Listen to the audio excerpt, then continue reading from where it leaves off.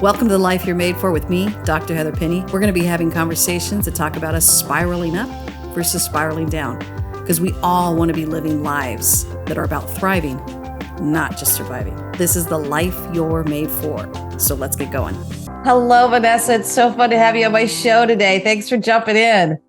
Thanks for having me. Oh, yeah. To be here. Well, I wanted to talk with you after, and I don't think I've ever done this, but I was so taken by you coming up to me after the conference. And I said, will you be on my podcast show? Because I loved some of your takeaways that you got from the 3C Living and Leading Conference. But more importantly, I loved your initiative and your spirit. So before we jump into all of that, why don't you tell a little bit of our listeners of who you are and what you do? So my name is Vanessa. I work for a foster family agency. I am a new director of social work within our agency. So I help supervise a lot of our supervisors that are helping the social workers who are going into the homes with our foster families and working with the youth to kind of get them reunited with their biological families. And so I provide a lot of the trainings, a lot of the support, community outreach, and kind of also growing and expanding our programs.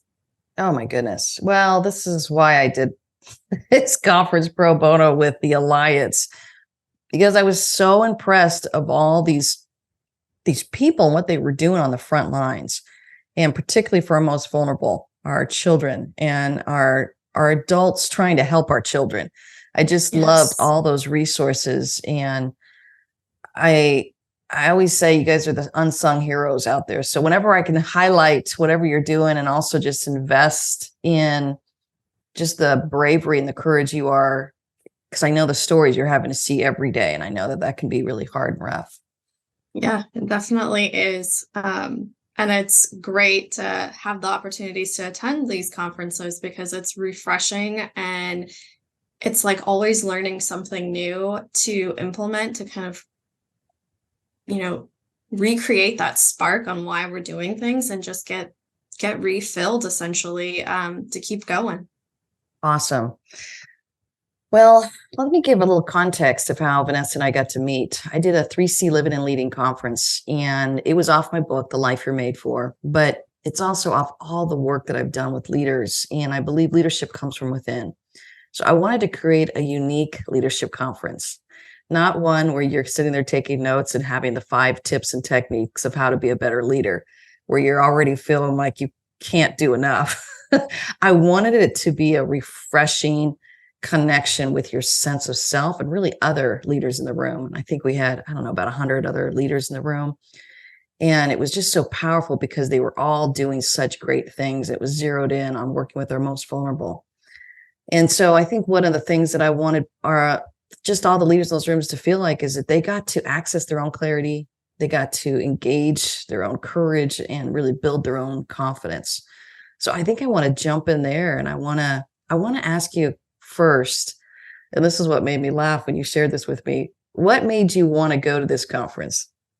Being a new leader and director in our organization, I really wanted to learn and develop these skills to kind of implement for my new team. And so I kept asking my leader, I was like, can I go to this conference? Can I go? And I was like, if I don't hear back, I'm going to take the day off and I'm going to go anyway.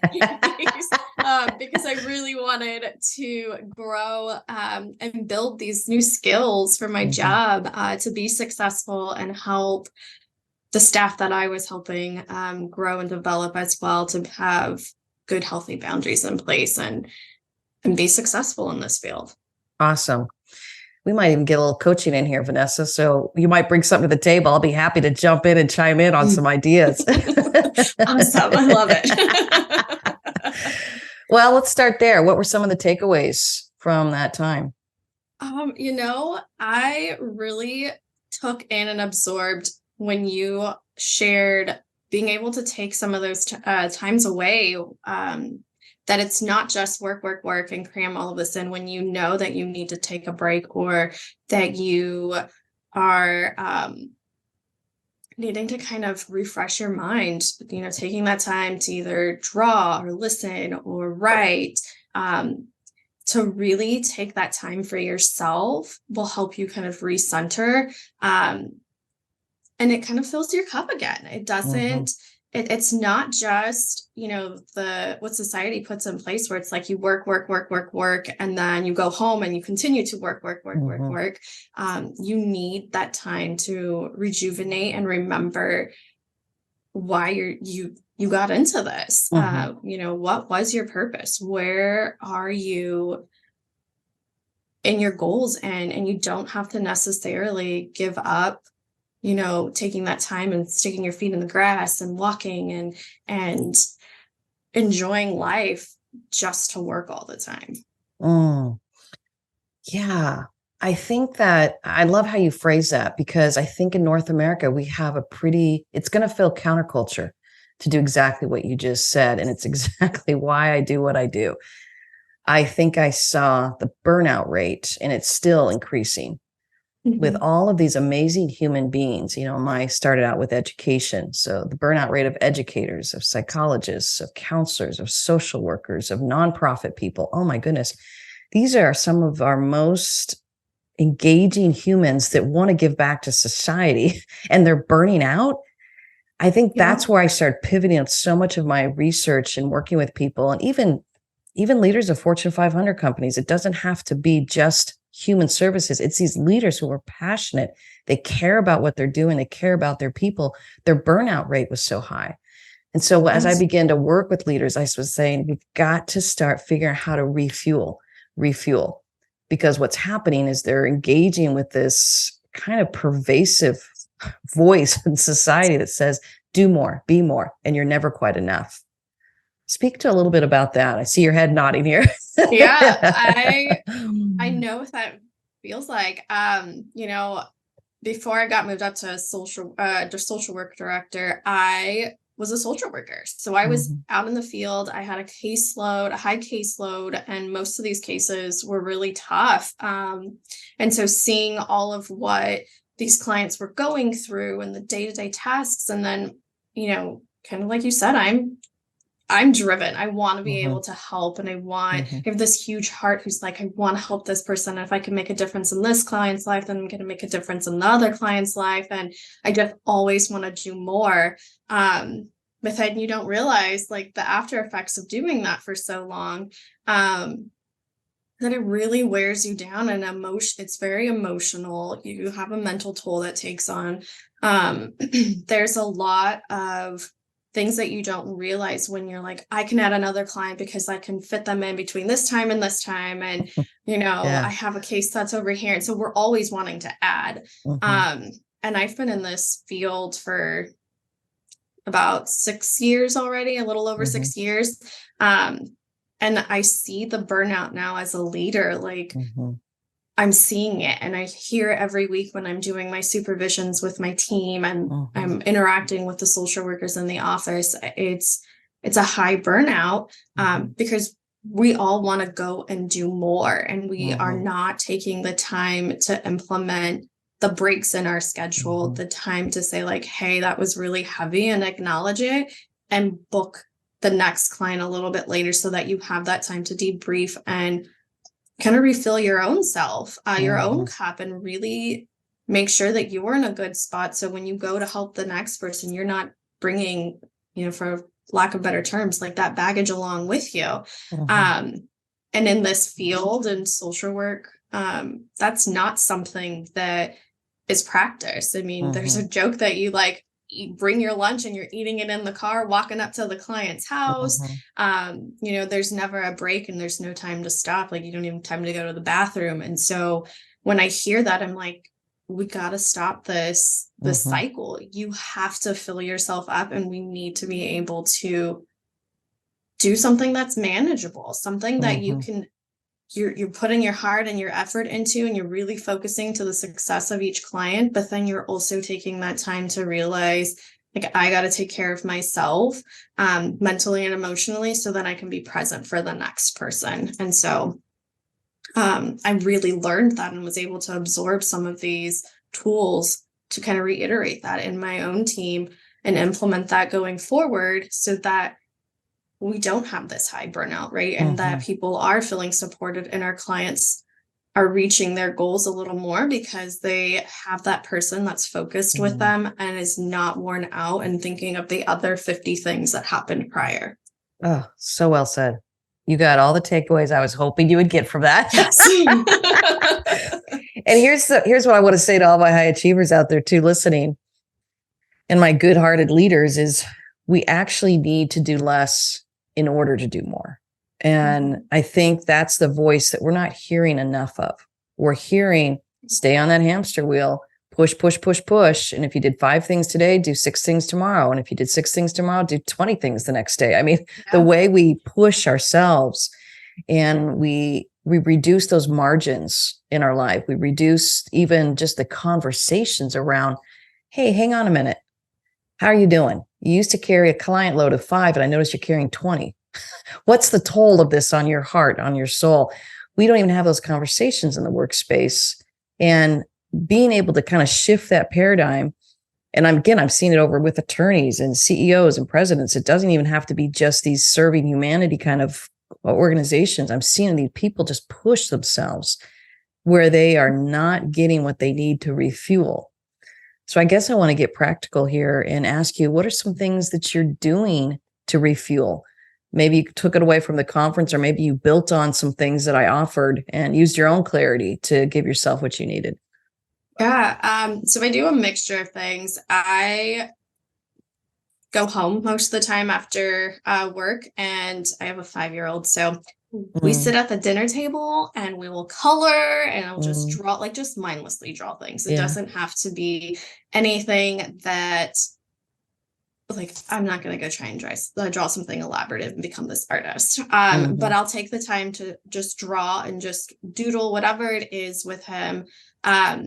I take the time in the morning to write kind of how I'm feeling, just journal what's going on, and really allow myself that time for me and not think about all of the other things that are going to happen, because I know the moment I sit in that office, it's all going to come at me. Yes. And so really just sticking to making the time in my schedule, like this is what I need, to, like, just for myself. If I notice that, like, okay, I have a jam-packed schedule, I'm going to go ahead and block this time off on my schedule. I'm going to turn my phone on silent, and then I'm going to focus on myself, whether that is listening to music, just reading something, writing how I'm feeling in that moment. If I, need some time to be a creative writer, and really just recentering so that I can, get back into my day and start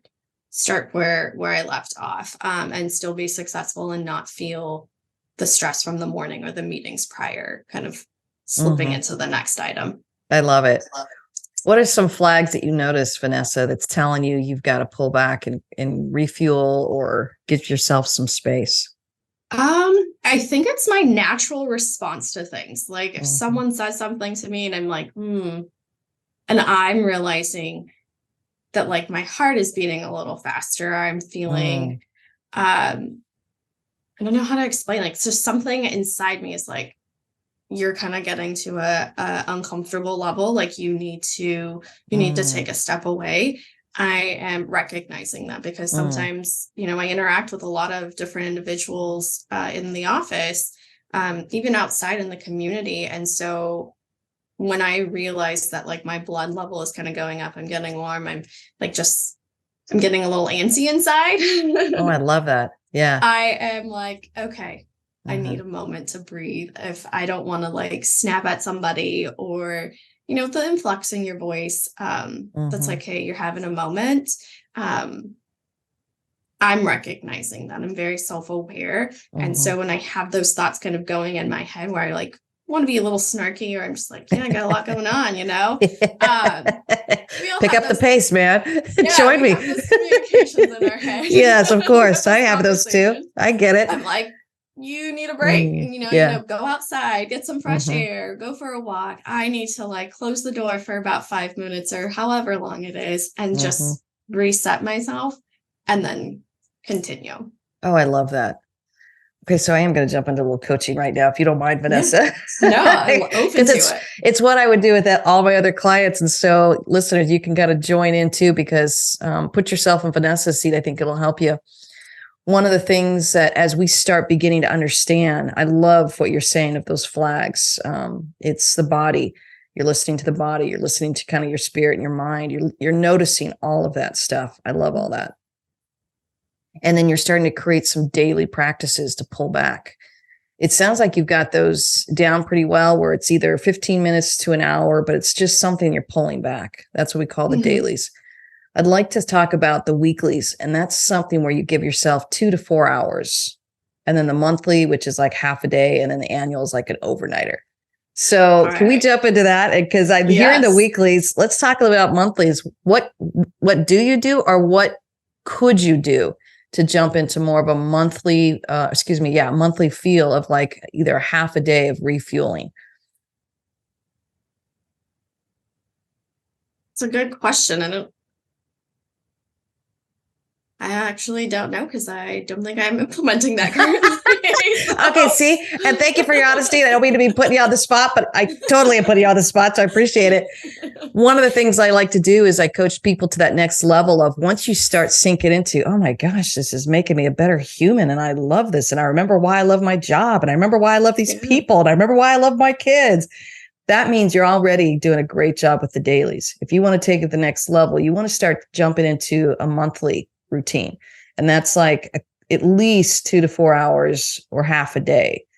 So I'm going to push you a little bit more on this. Vanessa, what would be something that would be fun for you to just help you kind of refuel as you step into, if you had like 4 hours to yourself once a month, what would that look like for you? Probably just reading some books, and maybe going to lunch with a friend. I can say I don't really get that opportunity a lot. I have 2 children and then a full-time job. And so, the weekends and stuff, I spend a lot of that time with my children and the sports they're doing, and really trying to create those memories with them, because time goes by so fast. And so socializing isn't always an option for me. So if I had that opportunity, I would totally take the time to like read a couple chapters out of a book and maybe go grab some lunch or something with a friend.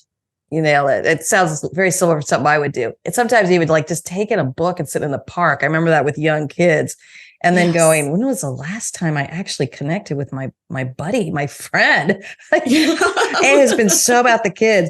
And so that's why I'm kind of going after this. Before you know it, a whole 8 months could go by before you actually do that for yourself. So then our dailies gets a lot of strain. We're putting a lot of strain on our dailies, but I want to say, give yourself a little bit of that boost of just putting it on the calendar and going, like I said, for where you're at in life, it maybe all you get is 2 hours. I get it. But if you can give yourself 2 to 4 hours, even up to a half a day, once a month, where it's just me time, you'll also start feeling that refueling that goes above, just a little above empty. And you start getting that tank up a little higher. Awesome. Definitely look into that. Book that in my schedule this month. Yes. And then the weeklies could be just like a full hour or 2 to yourself as well. So you're pulling away, making sure what it is that you're doing just for you. And then of course, annually, and I just got back from an annual, what I call annual me retreat. And this is the one that's the hardest for me. To actually go pull away for like 3 days, I'm not going to lie to you, I let a couple years slip before I can feel my dailies and my weeklies and my monthlies are starting to feel too strained. So I think making yourself do that, and I could feel it. I was irritated at everybody. And here's the thing, nothing bad is happening in my life. Everything good is happening in my life, but nobody was doing anything right for me and with me. And I could feel like, okay, my dailies are going pretty well. My weeklies are going pretty well. My monthlies, okay, I'm way overdue for an annual me retreat. So I literally just booked it, went over to the coast, got this great little B&B just for 3 days and hung out by the beach. In fact, it's on my Instagram. People have been liking it. And I go, yep, I understand. Most people, when I do these conferences and talk about me retreats, I had one woman raise her hand going, am I allowed to do that? And we all laugh because we're like, I know, we feel like we're not allowed to do that. And I've done it when I've had resources and I've done it when I haven't had resources. So I never want it to be like money stops you from doing it. Yeah. It's a way to get creative. I remember having it with young toddlers and just either syncing it up with my hub to watch them or with a friend where we would swap me retreat weekends or something where you're able to get away for at least an overnighter, if not 2. So as I say that, what's hitting you? I'm like, when am I planning the next girls trip? When am I gonna put that in? Where, let's look at the calendar. Because it is true, like just kind of like you shared, that it's not that someone's doing something wrong. It's just people are, aggravating you a little and you're like, what is going on? Right. And so really being able to give ourselves the permission to. And I think that's the hard part, is because as a mom, you're like, well, I got to get permission for so-and-so and I got to get this done. And, we're always on the go. We're always thinking of all the mom duties we have going on. And so giving ourselves the permission to, this is what's going to happen. I need this for myself. Telling the husband like, hey, you're going to have to take care of all of these things while I'm gone. It's going to be okay. Yeah. I think it's just giving ourselves the permission and going ahead and allowing, like you said, even if it's just, the 24 hours, or I could give myself 3 days, give myself the 3 days, and allowing to just kind of disconnect and focus on myself and love myself for once, not focused on everybody else's needs. And I feel like that's something that I do a lot, is I'm always focused on everyone else. So I forget about myself sometimes. And that's when. Yeah. Well, and that's why I'm bringing it up, because I see a lot of myself in you, and I'm sure a lot of my listeners are seeing it too. We take these amazing jobs, and we care about our people. We have 1, 2 kids. We're in a marriage that we're committed to. We don't realize that alone takes up a tremendous amount of mental and emotional and spiritual energy. And so what happens then, these things that we naturally did, maybe when we were single or before kids, they no longer happen naturally. And then we're wondering why we're so fried. And it's a gentle reminder that you got to be a little more intentional. You just got to schedule it, because we're not getting rid of those kids and we want to stay in this marriage and we love our jobs, right? So these are all things like we're not willing to let those go. Yeah. But we've got to get a little bit more creative, or as one of my friends says, Heather, you just got to get scrappy. We got to get scrappy here, and just recognize. And I have another friend who's got 4 kids, and she gets super scrappy of how she protects that me retreat time.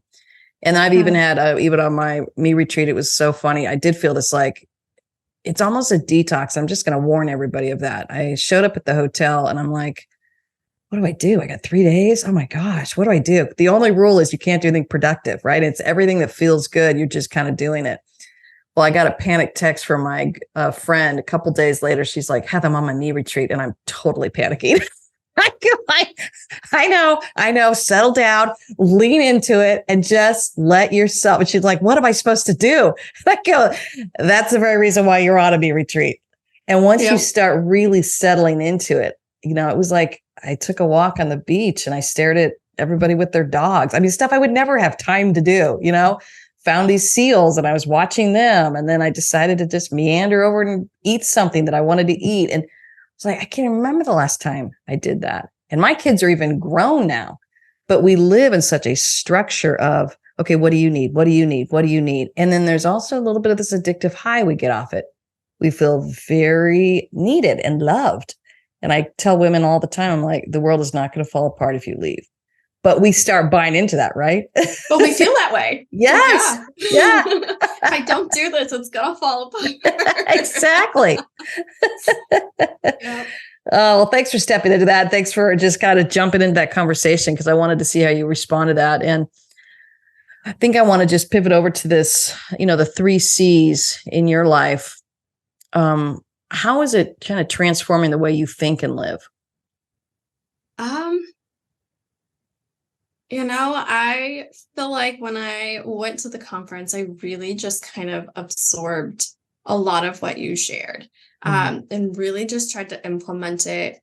Remember, like, the reasons that I'm here, really trying to focus and absorb it, because I know that a lot of what you shared is like in North America, it's just go, go, go. It's we don't allow ourselves the permission to speak up for ourselves and say like, hey, no, I can't do that right now, and push back a little. And it's not like you're gonna get fired or anything, but being able to spark those conversations and be real and reset a lot of that. I'm doing that in my own life, giving myself permission. I hadn't taken a vacation in quite some time. And so I allowed myself to take a week off recently to just disconnect. And usually I'm like on my phone and I'm checking my work email, even if it's just like a part day or whichever. So really like turning it off, making sure that the team has everything they have in place, giving myself the permission to speak up, and allowing my team to feel like it's okay to implement these tools in their schedule, to speak up and advocate for themselves, to really take care of who they are inside. I feel like those were the things, at least in our organization and just the field that we work in, is we didn't have that before. And so learning the leadership tools that you preached at the 3 C's, it really opened up our organization to do better and to implement those, not only in the organization, but to teach our people to really take that home and practice that. And that's something I've added into our supervision forms that we do every week. And I'm asking him, what did you do for yourself? How are you implementing this weekly? What does this look like monthly for you? And really challenging them to be okay in the uncomfortable feel, because it is uncomfortable at first. It is, isn't it? Yeah. Didn't you feel a little uncomfortable when I started pressing you about the monthly? I'm like, oh shoot, she's getting real. Like, what does that look like? Currently don't do that. Yeah, exactly. But it's okay to admit those things too. And that, like, I don't feel like we kind of talked about that in the leadership conference, but admitting to myself, like, hey, I'm not doing that. It's okay. What am I going to do differently the next time around? And how am I going to change that? And really just giving ourselves the permission to listen to ourselves, the voice in our head, our spirits, like really listening to that and speaking up and changing that, because at the end of the day, we're what we got, right? Yeah. And we're the ones feeding out all this energy and taking care of. It's our personal lives, our professional lives, our goals going forward, and just really focusing on listening to ourselves and giving ourselves the permission, but being able to like allow ourselves to fall in love with ourselves again, and the reason why we got here. I always think of the bracelets. Yes. Because I feel like that was one of the things that really like stood in my head after, like, it stood out for me. And I was just like, I like the bracelets, but it's okay to kind of change them out here and there, and they're gonna look different, and it's okay. I'm not going to let somebody else down, because at the end of the day, I got to do what's best for me in order to keep living and being successful in my life without burning out and kind of being a miserable person to kind of be around, Right. I love how you say that, changing the bracelets out. And of course, for my listeners, most of you know the allegory of the bracelet, but I'll briefly mention it for those of you that might be new to you. It's this little girl who gets given a bracelet in her life, and she loves it, but then she gets more and more as she's growing older, and it prevents her from going on her tire swing, which she loves, and spending time under the stars, because the bracelets are going all the way up to her shoulders. And one of the challenges for this allegory, and this is why I use it, is bracelets are neither good or bad. Our children are bracelets, our marriages are bracelets, our friendships are bracelets, our jobs are bracelets, and we chose them. That's adulting. Welcome to adulthood, right? We got to manage bracelets. One of the things that we don't recognize is our empowerment to change them out, to take them off, to set them aside, to maybe never put one back on, to put one back on after me retreat. I'm telling you, that freedom of taking off all the bracelets and going off on a me retreat. When's the last time I've ever done that? We live with these bracelets on and we love them and we've chosen them and we're going to own them. And at some point we need to stop and reevaluate. And as we kind of pull away on these dailies and these weeklies and these monthlies and these annuals, what it does is give us clarity on those bracelets. Every time I come back, I don't necessarily have a lot of clarity on my me retreats. I just feel like I'm exhaling the whole time. Like, oh, this feels so good. It's the clarity that starts permeating and building over the next several months because I took that breather and I'm asking better questions. And sure enough, I came back and I'm like, yep, I'm going to say no to 3 different opportunities. And that's the biggest challenge. They're good opportunities. They're not bad ones. They're ones I want to say yes to, but I can't because if I do that, I won't be able to go on my tire swing anymore. And so as I'm saying no to some of these opportunities, I'm saying, well, what do I really want to do? And I literally was thinking about that. And I thought, I got asked to speak and do some of these different small groups. And I thought, oh, I love it. But why am I so conflicted about it? Why am I getting the sweaty palms? As you mentioned earlier, for me, it's the churning in my gut. And I realized the timing isn't right for me to do it, 1. And 2, I don't really want to do it for this organization. It's something I've always wanted to do on my own. So I called a friend a couple of days ago. I said, hey, this is something I want to do. Are you interested? She goes, I've been waiting for you to ask. She told me yes, right there in the moment. I go, awesome. We'll talk about it when you get back, because she was on her bee retreat. So I think, as we surround ourselves with people who hold these values, I love that you're doing this in leadership. And one of the things that you get to tell your people is you get to ask me about what I call my Thrive Plan. And those 4 areas, the daily, the weekly, the monthly, and the annual, those are what I call the Thrive Plan. As I work with clients and I work with leaders, I encourage them, hold your own Thrive Plan and help your people hold their Thrive Plan. And all of that's in my book, if any guys want any more information on that. But I think as you step into that, what a beautiful gift you're giving your people, Vanessa. And at the same hand, we cannot give them what we are ourselves not modeling. And I say this to all my amazing leaders, because they're all like, darn it, she called me out. I'm like, yeah, because you have such a good heart. It comes from a great place. But if we're not doing it for ourselves, there's no way we can really do it for our people. So I love that you're offering that to them, and it's shifting kind of the conversations of the organization. And more importantly, as we talk so much about these reviews and performance reviews, the fact that you are integrating that in those reviews, those conversations, wow, the results you will see, because you're working with humans, not robots, right? They're all trying to manage their own bracelets. And to have a leader that cares, that says, I care about your bracelets, I promise you, I've seen this over and over again. The results in the organization goes up. Instead of saying, here's 5 more bracelets, you better manage them. No human can sustain that. So I'm speaking just to the practical side of the bottom line and the ROI. You will get results if you slow it down and you give your people the opportunity to ask better questions. How are you refueling? Before you take on these next 5 clients, I want to talk to you about how you're refueling. And when's the last time you've done that? And how are you putting boundaries around your work? Giving yourself the permission to do that. Yes, exactly. Which is why I start my book out with a permission slip. Chapter 1 is you write yourself a permission slip to rest. Yeah.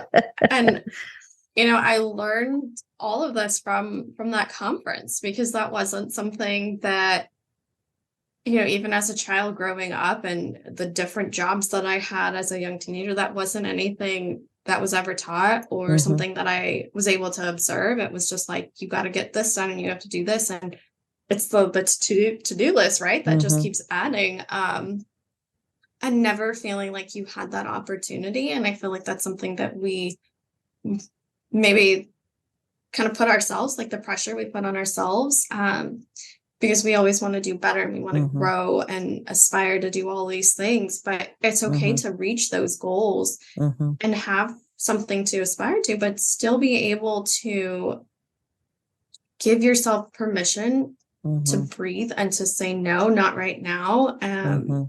Those opportunities will come up, but I feel like it's the healthy boundaries that have kind of been blurred over the years. And so I learned to accept that it's okay to say no, and it's okay to put these boundaries in place and still be successful and get what you need to get done and grow.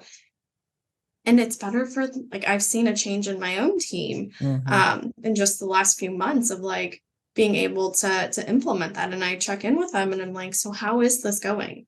How are you doing? Where is your me time? What are you doing for yourself? Even if it's just in the office where, you got to take that time for yourself because you had something heavy happen, like, where is that? And really challenging them to do that. Like, I learned those skills from this conference. And so I'm really excited and happy that I had the opportunity to go. And the books that I received to be able to read and implement that. And it's great because I'll go back a couple chapters and reread so that I can learn something new that I may have overlooked and didn't find that it was important at that moment in time in my life. But just really, it's helped me grow tremendously in the last, 3 months or so since I've gone to the conference and really been able to implement that in my life and my work. That's so exciting. It's so exciting because I think that we're going to start seeing a shift in the way leaders think if we start implementing this. And I'll let you in on a secret. I'm going to go ahead and do another one. But this one, I'm going to be opening it up beyond just the alliance and moving it out to just the community of whoever would like to attend, because I wanted to pilot it first and see how it went. And it was so successful that I'm like, I'm ready for more. And I want to see the leaders all get in the room that believe that there's a better way to do this. They're the ones that we want to go after because they are going to be going after their people and giving them what they need. And they're going to be empowering them to live with more clarity, confidence, and courage. And I truly believe every person holds it within them. We just do a lot of things that distract it, oppress it, irritate it, frustrate it, and we just don't let the clarity and the confidence and courage breathe. And there's ways to do that we can actually cultivate it. And that's a pretty significant paradigm shift in North America to start recognizing that we each hold that within us. And it's also really what I believe is our responsibility as leaders to help our people engage that as well. So as we mentor them in that, we're also modeling that as well and showing them, hey, I don't even pretend to have this all together, but I have to do this too in order to make sure that I still love coming to work every day. Yeah. Love it. Well, Vanessa, it's been such a privilege. Thanks for sharing. What I would love to do is, as we wrap up, I always ask this question. And it's something that I've learned as I've worked with leaders all over the world and individuals just working hard to live their best life. I realize they have morning rituals. So I don't even ask what anymore, or if they're doing it. What I do is step right into that and say, what are some of your morning rituals? I get up about an hour or so prior to my kids getting up and ready. And so I'll take the time to go downstairs where it's semi-dark. I do love the dark. Yes. And I will journal for about 15, 20 minutes. And then I try and get my exercise in, whatever that routine looks like for the morning. And then I just allow myself to, take that hot shower and then start my day. Awesome. I love it. And does your morning rituals look different on weekends? Yes, I do sleep in a little bit more. I don't get up super early. Good. I'm glad to hear that. But yeah, I don't really plan anything significant, and I just take that time to really absorb my family. And if I have, that 15, 20 minutes, whether I absorb the family first and then go and take that time to myself, I'll go and do that. Whether that's like just listening to music and lying down, really just taking the time to listen to myself and be able to take that time, 15, 20 minutes throughout the day to write or to get inspired about something, read something that's inspirational, to kind of help refill who I am for that day and continue to be motivated. I love it. I love it. All right. Well, here's what I'm going to ask of you. When you plan, it sounds like you got your dailies and your weeklies probably pretty good. When you get your monthly and your annual done, or you're doing it, send me a picture of it on my text thread. I will, just so I can celebrate with you. That's one of my favorite things. I get them from all over the world and I get the funniest things. So I always say, that's what I love seeing come across my text thread. So I could just cheer you on to just go find that tire swing and make sure you're creating that Thrive plan for you. Definitely, I will. Thank you so much. You're welcome. Thanks for being here and thanks for joining us. And we are both cheering you on, everybody that's listening. And we believe that you hold your own clarity, your own confidence, and your own courage. And we want to see you go after that. Take care. Thanks. Thanks for joining us. We had such a great time today. And obviously, we are all stepping into this life that we're made for. But isn't it nice to have a little bit of support along the way? If you want to find out more about the life that you're made for, come find me at heatherpenny.com. Go ahead and subscribe. Give us a review. That really helps us out and helps spread the word. You get to step into the life that you're made for. Cheering you on.